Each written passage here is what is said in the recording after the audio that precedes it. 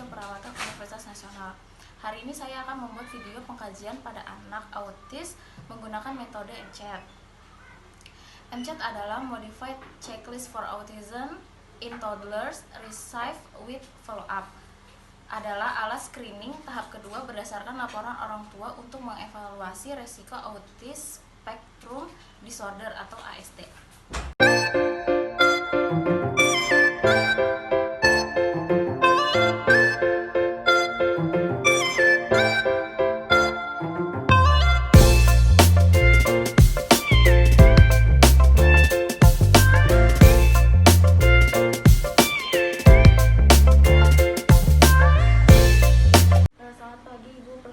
Saya Mendes Sari dari Universitas Nasional. Kalau boleh tahu nama ibu siapa ya?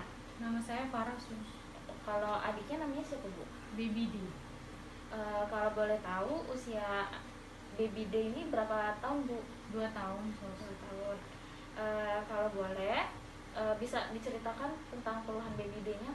Anak saya itu sulit untuk diajak berbicara Sus. Jika diajak bicara tidak ada kontak mata, tidak mau untuk main dengan anak-anak lain, sukanya menyendiri. Apakah ada keluhan lain bu? Oh iya Sus, anak saya sepertinya terlambat berbicara.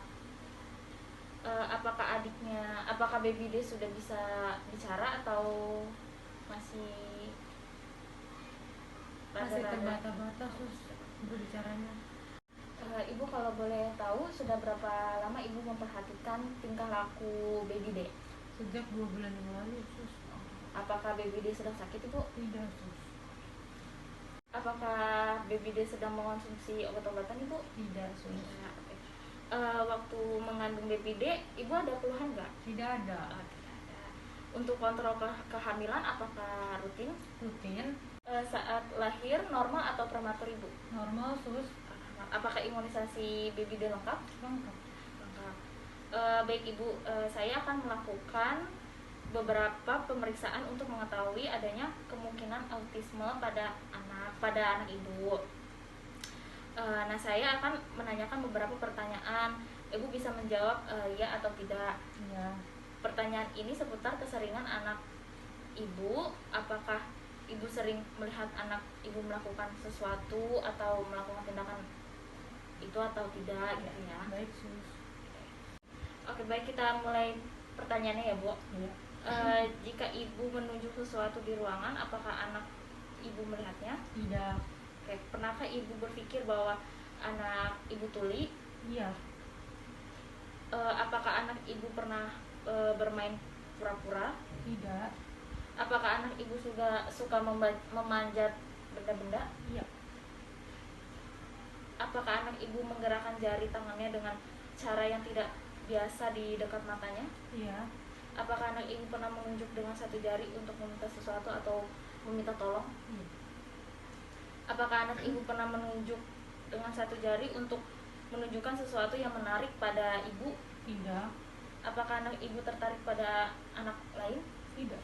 Apakah anak ibu pernah memperlihatkan suatu benda dengan membawa atau mengangkat kepada ibu untuk minta tolong hanya untuk berbagi? Iya. Apakah anak ibu memberikan respon jika namanya dipanggil? Kadang-kadang. Saat ibu tersenyum pada anak ibu, apakah anak ibu tersenyum balik? Iya. Apakah anak ibu pernah marah saat mendengar suara bising sehari-hari? Iya. Apakah anak ibu bisa berjalan? Iya bisa. Apakah anak ibu menatap mata ibu saat ibu bicara padanya, bermain bersamanya, atau saat memakai pakaian? Tidak. Apakah anak ibu mencoba meniru apa yang ibu lakukan? Tidak. Jika ibu memutar kepala untuk melihat sesuatu, apakah anak ibu melihat sekeliling atau melihat apa yang ibu lihat? Tidak. Apakah anak ibu mencoba untuk membuat ibu melihat kepadanya? Iya. Apakah anak ibu mengerti saat ibu memintanya melakukan sesuatu? Kadang-kadang. Jika sesuatu yang baru terjadi, apakah anak ibu menatap wajah ibu untuk melihat perasaan ibu tentang hal tersebut? Tidak. Apakah anak ibu menyukai aktivitas yang berserak? Iya. Baik ibu, pertanyaannya sudah selesai. Terima kasih untuk kerjasamanya. Nanti saya akan melakukan penilaian terlebih dahulu. Setelah itu, saya akan memberitahu hasilnya kepada ibu.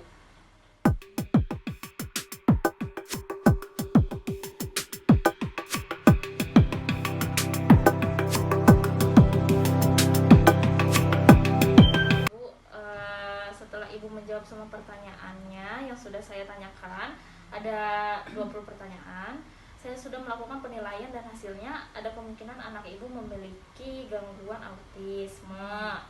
Berdasarkan jawaban yang sudah ibu berikan, ada beberapa yang menunjukkan bahwa anak ibu memiliki gejala autisme seperti terlambat berbicara, anak ibu tidak respon saat dipanggil, tidak menunjuk benda-benda yang ibu tunjuk. Itu mungkin anak ibu autisme. Namun ibu tidak perlu khawatir karena pemeriksaan ini hanya screening, bukan penegakan diagnosa. Jadi hanya kemungkinan anak ibu mengidap autisme.